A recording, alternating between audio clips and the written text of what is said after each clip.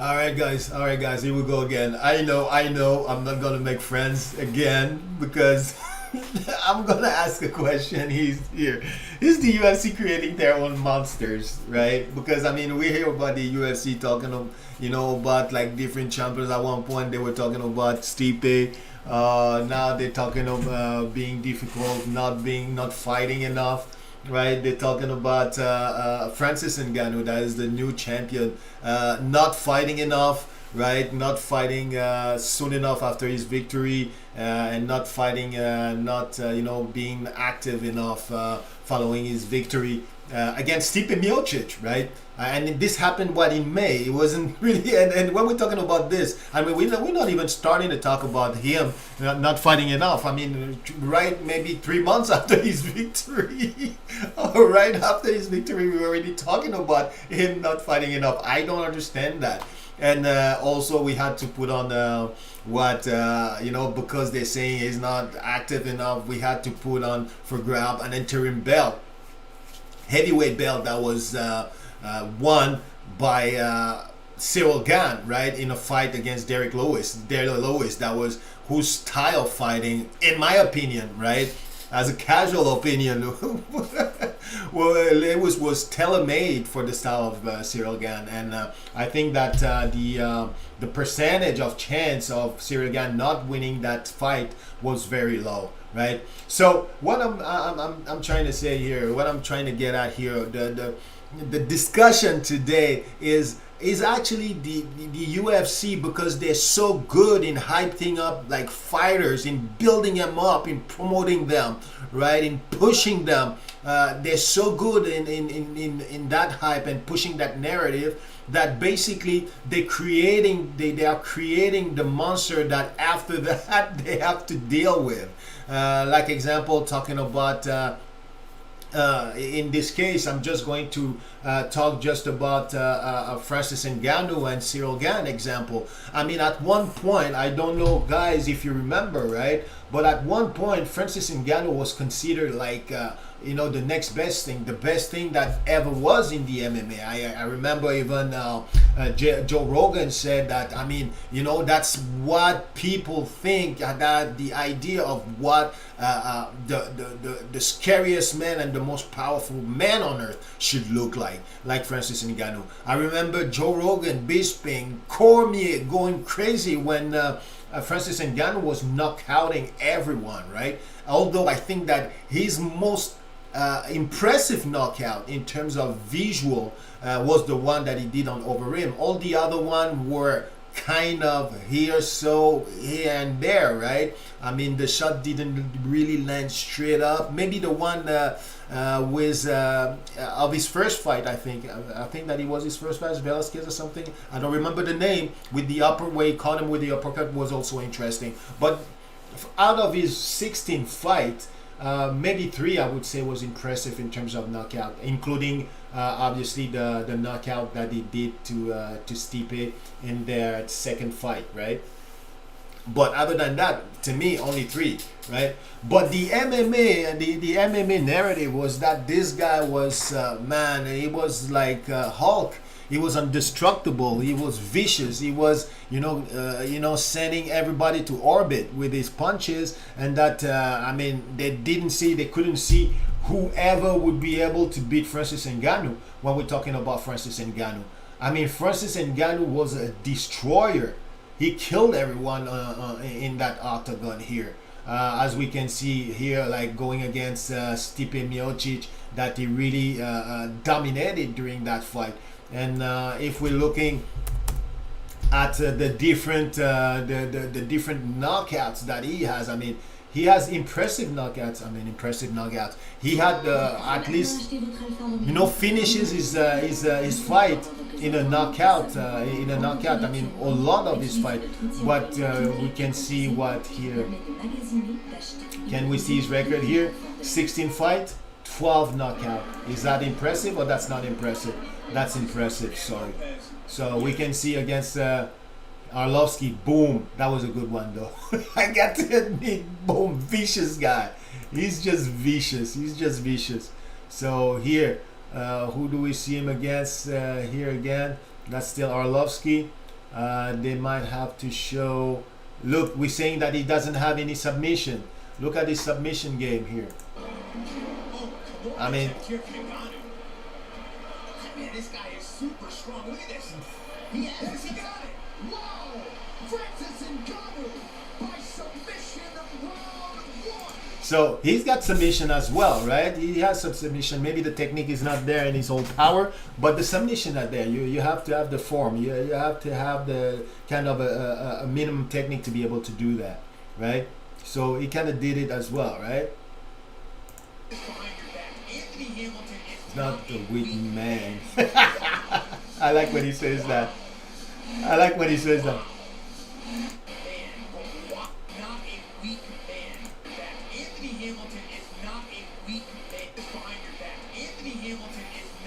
Weak man, I love this. So that was good. And yeah, that's the one that I was talking about when I was saying the uppercut. I mean, that was nice. That was a nice uppercut. Look at this. Look at this right now. Boom. That was good. Yeah, definitely nice uppercut right here.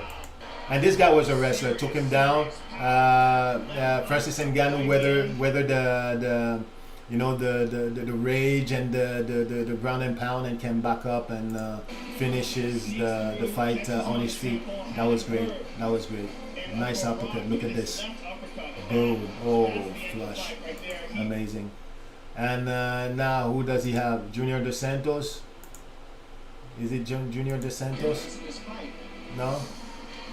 No, that's Kane. Oh, little uppercut, short uppercut that dropped him. Nice. And I mean, you see the level of fighters that he's really right now encountering, right? You have your top wrestlers. Cain Velasquez is right in there, didn't last not even around. So man, he's got his credentials. He's got his credentials. We got to give him some respect here, right? And obviously, of course, you got the over him knockdown or launch to space. Oh my God, that's a terrible. That's a scary knockdown. I gotta say, man. Look at this. Oof. Alright, and what do we have? This is the replay. Ouch, that hurts. That hurts. That hurts. That hurts. And obviously, Ngannou did face, you know, the Curtis Blades and the Jairzinho that he really rocked and knocked on the ground and won easy victories against. So this is the heavyweights that we had, and this is the last fight that the last 5 fights, right? Against Blades, Velasquez, Dos Santos, Rosenstruck, all ended in chaos. That's an impressive. So the UFC, like I was saying, really hyped up this guy. They really hyped up Francis Ngannou, and I think that for a reason. I think that Francis Ngannou is a pretty talented, very talented fighter. Right? I do think that he's a talented fighter, very strong fighter. And the bottom line is that they really hyped him up a lot, you know, making us believe that there was nobody else in the heavyweight division that could really measure up to this guy, right? So they made us believe to that narrative, and I guess so that they made believe that narrative to Francis Ngannou as well, who's thinking that I believe he's the top dog of the heavyweight division, right? And that he's entitled as being the champion to have you know, certain things being done for him. So yeah, so they build up Francis Ngannou into that big monster, that untouchable guy, saying that okay, he's anybody wants to fight him. John Jones, if John Jones wants to fight, he's saying he wants to fight him, but does he really wants to fight him? We don't know. So yeah, they build him up, and all of a sudden, because they have that feud with Ngannou, I think that it's related also to a contract type of related issue, right? Where maybe I think that the UFC wanted Francis Ngannou to sign up a deal before the Stipe fight, right? Which would have locked him up after the fight, win or lose, right? And they kind of did some pressure around him for him to sign that contract, maybe saying that, listen, if you lose, that's not the same offer that we're going to give you. definitely. So you maybe better sign now, and you maybe have a lot of chances to lose, right? Because Stipe already took you for a ride in the first fight, and there's a lot of chances that he can figure you out again in this fight, and then you'll be the big loser in there, right? Again, like some other guy said in his post, Francis Ngannou did bet on himself and said that no, I'm not going to lose, really believe he's going to win. And now he won the fight and put himself in a certain situation where it is advantageous for him to be in the position that he is without a new contract to be signed because he's really close to free agency right now. So he can put that pressure on the UFC. And the UFC now understand that they're in that position. They understand. They also don't want to pay Francis Ngannou, example, the amount that he's asking for the John Jones fight. Basically, actually, it's John Jones who set up the bar. And I think that if John Jones gets a certain amount of money, Francis is not going. If John Jones gets $10 million, Francis is definitely not going to get $1 million. So listen, the UFC doesn't want to pay that, right? And doesn't want to be pushed and bullied by fighters. So they try to stand up, and they stand up the best way that they know how to, and it's to attack, right? And so the reason why they put on that belt, first of all, that interim belt, saying that Francis doesn't want to fight and he's not fighting. Come on, man, the guy just won the heavyweight title belt, about on May, right? And you want him to fight right away. Come on. First of all, you have to put in a rule in what type of rule you have. What is the minimum time a champion has to defend his belt during a year or after acquiring his belt, right? Right now, everything is left in limbo. Nobody knows what are the rules regarding that. And then you're putting labels on people like they don't want to fight, or they don't fight soon enough or often enough. What does that mean? That doesn't mean shit if you don't have any rules to tell people how many times minimum they have to fight in a year, how many times minimum the champion has to defend his belt in a year. So that's how it is. You have to set up the rules, otherwise you cannot say anything about that. You cannot criticize. But nevertheless, the UFC did, because they're that's the controller, the owner of their own narrative and their own stuff. It's their company. It's a private company, so people say like Chael and Daniel Poirier and all this thing and all these guys that they can do whatever they want to do, right?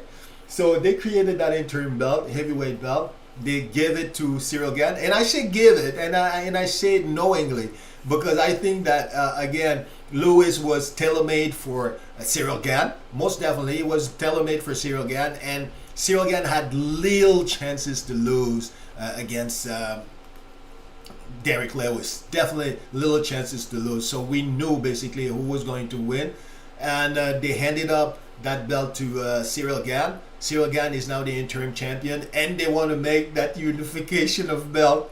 I mean, unification of belt in the same division, heavyweight, in the same championship, UFC, does not make sense. I mean, go unified against Pride, or I don't know, man, against Ares, or against Bellator, or I don't know, but what have you? I don't remember all the MMA promotion. That's how you unify. You're telling me that you have two champions now in the heavyweight division? Does not make sense. It's ridiculous. And that shows us how stupid sometimes are the people that are following the UFC, right? Because they eat up that junk and they ask for more, right? So this is just a way, to put Francis Ngannou into a corner and saying that, okay, your next opponent is going to be Ciryl Gane. You have to defend the belt. You have to defend the belt, because this is going to be a unification that needs to be made, because after that, this is the stripping of the belt, because they couldn't strip him of the belt, right? Why would they strip him of the belt after not even a year? So that's the reason why they put that interim, and now they're forcing him to fight. Otherwise, the next step is going to strip him of the belt. That's it, regardless, right? So now they want to force him because they don't want him to wait for John Jones, right? So they force him to fight because they don't want him to wait for John Jones. So they force him to fight. And now I'm pretty sure that the things that are at stake right now is that there's a discussion for contract again, right? And now the discussion is more potent in the terms that is Cyril Gane now represent a real risk for Francis Ngannou, because the situation is still there. If you lose, the contract will not be the same as the one we're going to offer you right now, right? And that's the thing that is at stake as well now. So is Francis Ngannou is going to take the chance again, right, not to sign the contract, right, and wait, to bet on himself against Cyril Gane? Yeah, he might. But what I want to make you see is that the UFC, in the meantime, I've hyped up Cyril Gane in a way that it's totally unbelievable. I mean, all the mouthpiece of the UFC, all the big machine of the UFC is behind the promotion and the hyping up of Cyril Gane. I mean, we see all of the freaking video of the sparring against Francis Ngannou, showing Francis Ngannou being beat up and rolled over by Cyril Gane, like if Francis Ngannou has never fought in his life. We see that all the guys like the Daniel Poirier, the Chael Sonnen, and the everybody, right, are coming behind, are following the narrative of the UFC, saying that Cyril Gane is the next best thing. He moves like a light heavyweight or lightweight. He bounced during all the fight. Like if bouncing during all the fight is going to make you the greatest fighter of all. I mean, I've never seen like Floyd Mayweather bounce during all the time, all the fight. I've never seen Israel Adesanya bounce during all the fight. I haven't seen Kamaru Usman bounce during all the fight, but I've seen Wonderboy Thompson bounce during all the fight. And I haven't seen him with a belt. The only thing that I can say is that Cyril Gane, what is impressive is that he's got a lot of tools. Cyril Gane. He's got a lot of tools. I doubt, in terms of his resume, I doubt that his resume be a lot more impressive than the one of Ngannou. Like, especially when we're looking at the names that he has fought, right? I think that Ngannou's resume is a lot more impressive, right? But definitely Cyril Gane is a good fighter. I think that it would have been good if we could have fought guys like Curtis Blades, who's a pretty good wrestler. I don't know if he has fought guys with the level of wrestling of a Curtis Blades, right? Or Stipe Miocic, right? That would have been interesting as well. So, listen, that was not the case, but the UFC has deemed that this guy is I mean, he's the next best thing, right? And that's the model that all of the fighters, the new upcoming heavyweight fighters should follow. I don't think so. I don't believe so. But I do believe that he's a strong guy. I don't think that he has been tested enough, right? But yes, I do believe he's a strong guy. He's got a lot of weapons that he controls. He comes from a Muay Thai background where you already used a lot of those weapons. So elbows, knees, he already knows that. Calves kicks, everything that regards to kicks, distance, MMA distance. I think that's it's a little bit the same thing with the white stand as in Muay Thai. Yeah, so he was already there. He's a good fighter, definitely. But to see all the promotion, all the hyping up that is behind him is beyond me. I mean, I just can't believe this. So that we can turn from, backing up and hyping up Francis Ngannou as being like, how can we beat this guy? This guy is unbeatable. Who can ever beat him? To, now turning the page and turning the corner and see that we are now only, praising Cyril Gane. Like, how can, I mean, this guy is unbelievable. He moved like a lightweight. This guy can do anything. He's gonna pick you apart. Even friends. And now, hold on. That's not it. He is the favorite. So all that talking that the UFC did, and that promotion, that hyping up, had some result. The result is that now people, even the odds maker, right, believe that Cyril Gane will beat Ngannou 100%. Most of the people think that, and I think it's a little bit disrespectful, right? And that the UFC basically is creating his own monsters. I mean, we see Conor McGregor, we see all of these big champions that the UFC has promoted and has hyped up. I mean, these guys become stubborn, right? And who's to say now that our good friend Seal again is not going to do the same thing at one point, right? Now he's a little bit more docile because he wants something from the UFC. He's chasing something. But when he's going to get that something, how is he going to behave? We don't know that. Then the UFC might have to find another horse to bet his to bet on, right? So the question is there: is the UFC creating their own monsters? Are they creating their own monsters by hyping up fighters with, like crazy, and now ending up with a product now when the fighter becomes a champion, or his ego is bigger than his head, and that the game, and that now you cannot maneuver him or control him like you used to, because let's not get it twisted, and we gotta get this. The UFC wants to control everything that is around the UFC, including the fighters. I mean, and Chael Sonnen said it, right? A good champion is a champion that shut up, like what he was talking about, Rivera. A good champion is a champion that shut up, that doesn't say anything, and that just signs what the UFC asked him to sign. That's what Chael Sonnen is telling us. And basically, when you hear Chael Sonnen, you can say that's what Dana White is telling us. So that's what they want. They want fighters just to sign blindly what they offer to them, without even their management being in the loop of it, and trying to have the best for their fighters. And I think that that's a little bit scary, and that the UFC by hyping up fighters is creating their own demise. I mean, you can see this guy is good. I mean, definitely Cyril Gane is good. I mean, I cannot say that Cyril Gane is not good.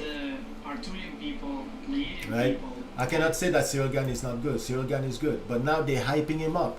They making him into that invincible superhero, right? That maybe he's not, because I don't think, quite frankly, that he has fought the same level of adversity as an Ngannou, right? The same level of competition as an Ngannou. Wow, elbows are crazy. I mean, he's doing everything. He's got every strike. That's as simple as that. He's got every strike. And that's what's impressive. Not the fact that he bounced around. Why are you going to tell me that he bounced around so he's very good? Get out of here. On the ground, he's going to eat one. This is what he wants. He needs to try and take Near the body for gone. on the road to. I mean, this definitely. And he can slip punches. Is he? Does he have? Has his chin been really tested? And you can see. I mean, he throws things so naturally. Elbows. He moves so well, right? And that's what's impressive. That's what's impressive. You see, flying knee, and he's got everything. That's what's impressive. That's what's impressive. Nothing else, right? His ability to read the opportunities in front of him. The midsection, and again, those. Right. So yes, he's good. He's dangerous, but he's good. He's dangerous, but is he that invincible force that we're trying to promote here versus Francis Ngannou? I don't know. I'm not sure. And again, the question was, is the UFC creating their own monsters? I believe so. I believe that they hyped him up. They make them believe in themselves. They made them into those untouchable type of icon. And finally, it comes turn around and bite them in the ass. So yes, I do believe that they're creating their own monsters, and that's what they're doing with Cyril Gane currently, because the UFC always needs to have a cash cow. Now you see you got that new guy, Paddy Pimblett, that just came in the scene. I mean, we're seeing at him like the next best thing, but I think that though the narrative are not yet like for Cyril Gane. But let's see how he's going to let's see how he's going to be, especially for his second fight, and how they're gonna hype him up and how they're gonna build him up. And we can see, we will see if it matches the pattern that it followed with guys like I don't know, the Cyril Gane, Francis Ngannou, and I would say yeah. So it is what it is. And Conor McGregor, let's see how he's going to be. But yeah, I do believe that the UFC are creating their own monsters and their own demise at one point, and they're complicating their life. Okay, so that's my opinion. Let me know what you guys think. You might not think the same thing, but thumbs up, thumbs down, doesn't matter. And add some comment if you feel like. I'll be more than happy to read and reply.